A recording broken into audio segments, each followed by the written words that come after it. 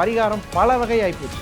என்னென்னமோ சொல்கிறாங்க, எனக்கே கன்ஃபியூஸாக இருக்குது. சார் திருமண தடையாகவே இருக்குது, வாழ்க்கையில் ஜெயிப்போமா, கல்யாணங்கிறது இருக்கா இல்லையா? கணவன் மனைவிக்கு வந்து மல்லிகைப்பூ ரசகுல்லா வாங்கி வெள்ளிக்கிழமை கொடுங்க, ரொம்ப விசேஷமாக இருக்கும். அந்த ஒய்ஃப் ஒரு ஸ்மைல் பண்ணுவாங்க பாருங்க, அட்டகாசமாக இருக்கும். ஆரோக்கியம், கடன் தொந்தரவு இதெல்லாம் தீரணும் அப்படின்னா குழந்தைங்க கூட கொஞ்சம் நேரம் விளையாடுங்க. கண்டிப்பாக உங்களோட வாழ்க்கையில் ஒரு மிகப்பெரிய மாற்றம் நீங்கள் கண்கூடாக பார்க்கலாம். இந்த உலகத்தில் இருக்கக்கூடிய 99% பிரச்சனைகளை பணத்தால் சால்வ் பண்ண முடியும். உங்களுக்கு பணம் சம்பாதிக்க குடும்ப சூழ்நிலை வர மனசு கரெக்டாக இருந்தாலே போதும். சனி பகவான் அப்படிங்கிறது முக்கியமான கேரக்டர் ரோல் ப்ளே பண்ணுவார். அப்போது நீங்கள் என்ன பண்ணுறீங்க, உங்களுக்கு சனிக்கிழமை பழைய நகையை அழித்து திருப்பி செய்யுங்க. அப்போ 7ஆம் இடம் ஆக்டிவேஷன் ஆச்சு. அஸ்ட்ரோ தமிழ் அன்பு நேயர்களுக்கு வணக்கம். நம்மள நிறைய பேர் வந்து வாழ்க்கையில் வந்து முன்னேற மாட்டோமா, இந்த 2026 நம்ம வாழ்க்கை வந்து மேலே வந்துடாதா அப்படின்னு சொல்லி நிறைய பேருக்கு நிறைய விஷயங்கள் வந்து மைண்டில் ஓடிட்டுருக்கோம். ஸோ ஏதாவது பரிகாரம் செஞ்சாச்சும் நம்ம மேலே வந்துட மாட்டோமா அப்படின்னு சொல்லி தானே எல்லாரும் கேட்குறீங்க. ஸோ இந்த செக்மெண்ட்டில் 12 ராசிக்காரங்களும் வாழ்க்கையில் மேம்பட என்ன மாதிரியான பரிகாரம் பண்ணலாம் அப்படின்னு சொல்லி தான் இன்றைக்கி நம்ம கேட்டு தெரிஞ்சுக்க போகிறோம். ஸோ இந்த செக்மெண்ட்குள்ளே போகிறதுக்கு முன்னாடி இந்த நிகழ்ச்சியில் கலந்துக்க வந்திருக்கும் சிறப்பு ஜோதிடர்களை முதல்ல வரவேற்றலாம். முதலாவதாக சிவவாக்கு ஜோதிடர் கிருஷ்ணவேணி அவர்கள், நல்ல நேரம் நாகராஜ் அவர்கள், ஜெனட்டிக் ஆஸ்ட்ராலஜர் ஸ்ரீ சுபம் விஜய் அவர்கள், ஜோதிட கலாநிதி ஆஸ்ட்ரோ கார்த்திக் பாபு அவர்கள். கிருஷ்ணவேணி மேடம், முதல்ல நீங்கள் சொல்லுங்கள், மேஷ ராசிக்காரங்க இந்த 2026 என்ன மாதிரியான பரிகாரங்கள் பண்ணால் அவங்க வாழ்க்கையில் மேம்படுவாங்க? அனைவருக்கும் நமஸ்காரம். அன்பு நேயர்களுக்கு, மேசராசி அன்பர்களுக்கெல்லாம் எப்படி வாழ்வியல் பரிகாரம், நம்ம வாழ்க்கையில் எப்படியெல்லாம் முன்னேறணும் அப்படிங்கிறதுக்கு அருமையான விஷயங்கள் நிறைய இருக்குது. இருப்பினும் நம்மளுடைய நட்சத்திரம் அப்படின்னு பார்க்கும் பொழுது அஸ்வினி, பரணி, கிருத்திகை 1ஆம் பாதம் மட்டும் இருக்குங்க. 9 பாதம் கொண்டது தான் நம்மளுடைய இந்த ராசி மண்டலத்தில் நம்ம இருக்கக்கூடிய மேஷங்கிறது முதல் ராசிங்க. விசேஷமான விஷயங்களையும் எதை விஷயமாக இருந்தாலும் குடும்பத்தோட ஒத்துழைமையாக போகக்கூடிய அமைப்பு உங்கள்கிட்ட இயற்கையிலேயே உண்டு. நிறைய விஷயங்களை சாதிக்கணும் அப்படிங்கிற துடிப்பு இருக்கும். 2ஆம் இடத்துக்கு 7ஆம் இடத்துக்கு உடைய சுக்கிரன் நீங்கள் ஃபஸ்ட்டு நீங்கள் ஆக்டிவேட் பண்ணிக்கணும். எப்படின்னா, கணவன் மனைவிக்கு வந்து சேவை செய்கிறது, இந்த மனைவிக்கு வந்து தன்னோட பேருக்கு வந்துட்டு மல்லிகைப்பூ ரசகுல்லா வாங்கி வெள்ளிக்கிழமை கொடுங்க, ரொம்ப விசேஷமாக இருக்கும் வாழ்வியல் பரிகாரம்னு சொல்லும் பொழுது. அதே போல் ஒரு திருமண நாள் அல்லது பிறந்த நாள் அப்படின்னா 2 பேரும் ஒரே மாதிரி கலர் ட்ரெஸ் போட்டுக்கோங்க, அதுவும் உங்களுக்கு நல்லா ஆக்டிவேட் ஆகும், ஒற்றுமையே கொடுக்குங்க.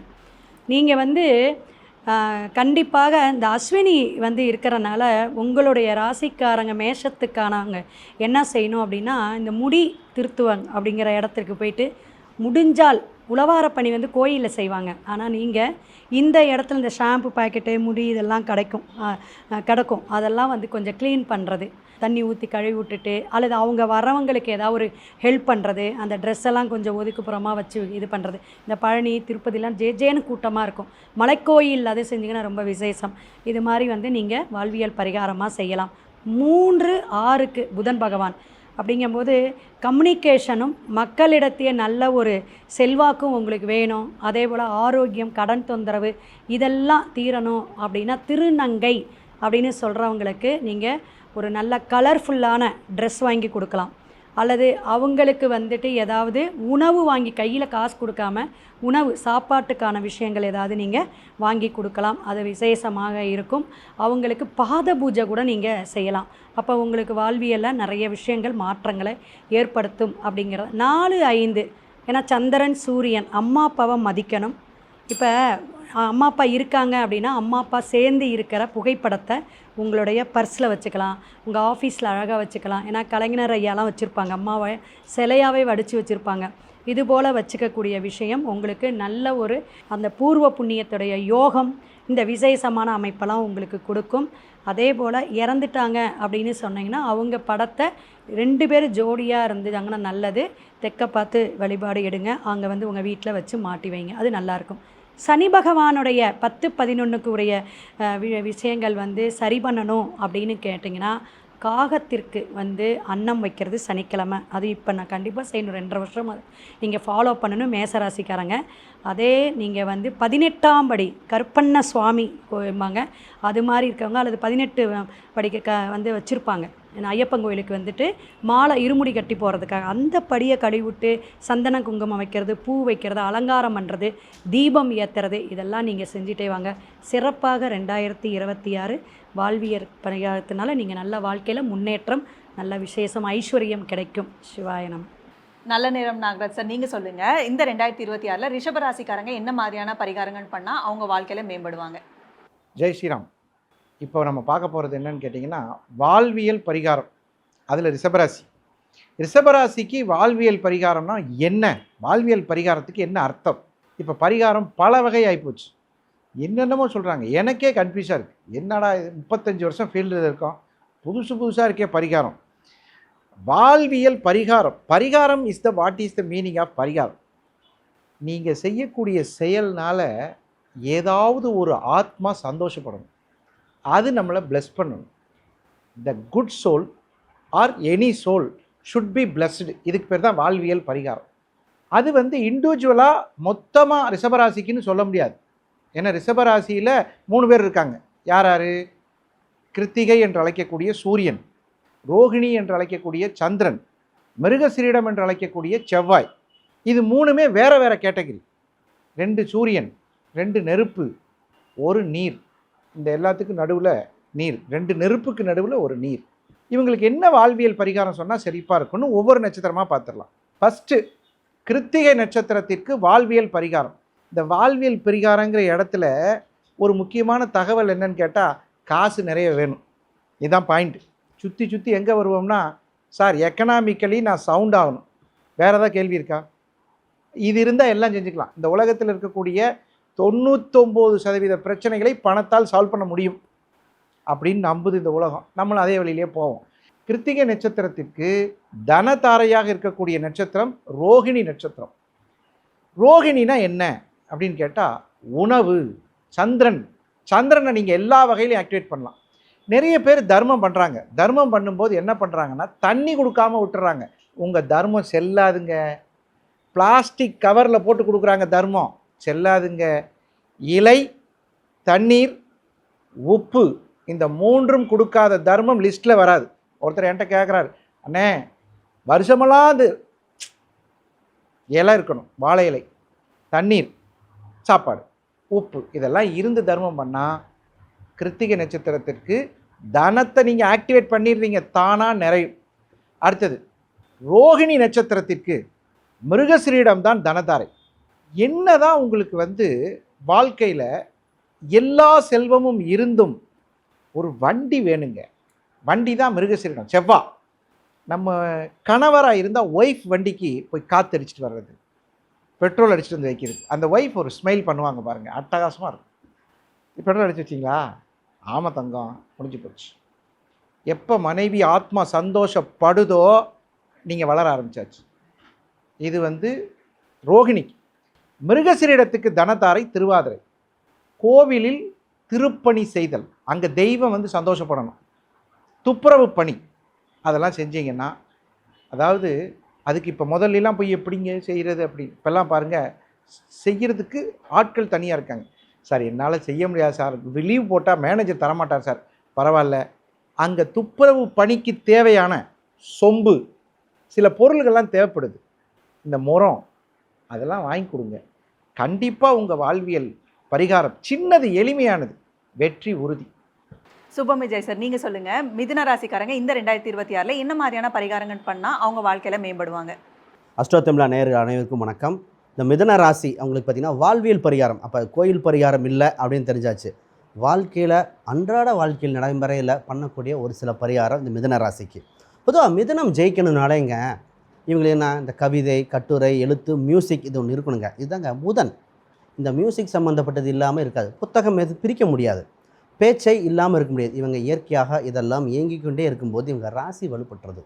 இவங்களுக்கு பணம் சம்பாதிக்க, குடும்ப சூழ்நிலை வர மனசு கரெக்டாக இருந்தாலே போதும். ஏன்னா இது ரெட்டை ராசி, 2 குழப்பம் பண்ணிக்கும். மன அமைதி. பொதுவாகவே இவங்களுக்கு நான் என்ன சொல்லுவேன்னா, ஒரு நாளைக்கு 2 முறை குளித்தல், காலையில் குளித்தல், மாலையில் குளித்தல். ஏன்னா 2 ராசி, இந்த ராசி பார்த்திங்கன்னா சாப்பிட்ட அப்புறம் தான் குளிக்கும் இல்லையா, சாப்பிட்டு முடித்தா. ஆனால் 2 முறை குளிச்சிட்டிங்க, இரவு நேரம் குளிக்கும் பொழுது மன அமைதி வரும். இது மன அமைதிக்கு, குடும்ப சூழ்நிலைக்கு மிகுந்த இதாக இருக்கும். இந்த ராசிக்கு திருமணம் சம்பந்தப்பட்டது. சார் திருமண தடையாகவே இருக்குது, வாழ்க்கையில் ஜெயிப்போமா, கல்யாணங்கிறது இருக்கா இல்லையா? நான் 7ஆம் அதிபதியாக 10ஆம் அதிபதியாக வந்தாச்சு. நான் சும்மா சொல்லுவேன், ஒரு சின்னதாக ஒரு பெண்களுக்கு சொன்னேன், அம்மா ஒரு 10,000 ரூபாய்க்கு போய் ஒரு புடவை வாங்கிட்டு வந்து அது உங்களுக்கு தகுந்த மாதிரியே வாங்கி விற்கிறதுக்கு செல் பண்ணுங்கள். ஏன்னா 7, 10, 10ஆம் இடம் பிஸ்னஸ் பண்ண ஆரம்பித்த உடனே ஆக்டிவேஷனாக 7ஆம் பாவம் வேலை செஞ்சாச்சு. இது ஒன்று. அடுத்தது 10ஆம் இடம்ங்கிறது இந்த சூரியனாக வந்து சுக்கிரன் வேறு இருக்குது. அப்போ ஒரு நகையை, பழைய நகையை அழித்து திருப்பி செய்யுங்க. அப்போ 7ஆம் இடம் ஆக்டிவேஷன் ஆச்சு. இதெல்லாம் வாழ்வியல் கூட பரிகாரங்க. அப்போ இந்த ராசிக்கு பருப்பு நவ தானியத்தில் வச்சு கூட நம்ம இயக்க முடியும். இந்த மாதிரி ராசிக்கு இந்த திருமணம் சம்பந்தப்பட்டது. சார் வேலை இல்லை, வேலை கிடைக்குமா? எப்போ சார்? 6ஆம் இடம் செவ்வாய்ங்க. பொதுவாகவே இந்த மிதுன ராசிக்கு சூட்சம விஷயம், வீட்டில் ஒரு 10-15 செங்கல் எப்போவுமே வச்சுக்கிட்டே இருக்கணும். அது குறிப்பாக 11 செங்கல். ஏன் சார் 11 செங்கல்? 6ஆம் இடம்ங்கிறது செவ்வாய், 11 செவ்வாய், செங்கல்ங்கிறது செவ்வாயை குறிக்கும். இப்போ வீட்டில் 11 வகை செங்கலை வச்சுக்கிட்டு இருக்கும்போது 11ஆம் அதிபதி வேலை செஞ்சுக்கிட்டே இருக்கும். வேலை இல்லை என்ற நிலை மாறும். சாதாரணமாக சேர்ந்து பெரிய லெவலில் வரக்கூடிய ராசி இந்த ராசிங்க. இந்த ராசி சொத்து சம்மந்தப்பட்டதுக்கு வாங்கணும்னு முடிவு பண்ணிட்டீங்கன்னா வீட்டில் ஒரு துளசி மாடம் இல்லை துளசி வச்சுக்கோங்க. 4ஆம் இடம் புதன்ங்க. நான் நிறைய ஆண்களுக்கு துளசி மாலை போட்டுக்கங்கன்னு சொல்லியிருக்கேன். சார் சொத்துக்கு இதுக்கு என்ன சார் சம்மந்தம்? துளசி மாலை போட்டு பாருங்கள்.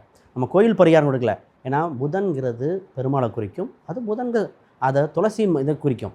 துளசி மாலை போட்டாலே இந்த ராசிக்கு 4ஆம் இடம் ஆக்டிவேஷன் ஆயிடுது. இந்த குழந்தை சம்மந்தப்பட்ட தடைகள் இருக்கிற நிறைய பேர்த்துக்கு வே பிரிட்ஜுக்கு போயிட்டு வாங்க. வீட்டில் ஒரு பெண்களுக்கு சொன்னேன், கிச்சனில் ஒரு 10 கிலோ வெயிட்டில் ஒரு பொருளை மாதிரி வாங்கி வச்சுக்கோமா, 2 வச்சுக்கங்கண்ணே. ஏன்னா சுக்கரன்னா 20 தசாபுத்தி, இப்போ 2 வேயிங் ஸ்கேல் 10 வச்சு சமையலுக்கு அந்த பொண்ணு பண்ணும்போது கன்சீவ் ஆனாங்க. இது சூட்சம விஷயம். அப்போ குழந்தை இல்லை என்ற நிலை மாற கோயில் பரிகாரம் நீங்கள் நிச்சயமாக பண்ணலாம். வாழ்வியல் பரிகாரம் அன்றாட வாழ்வியல் இயக்கக்கூடியது. இதை பண்ணால் நிச்சயமாக இது மாதிரி வாழ்வியல் பரிகாரம் பலது கொடுக்கலாம்.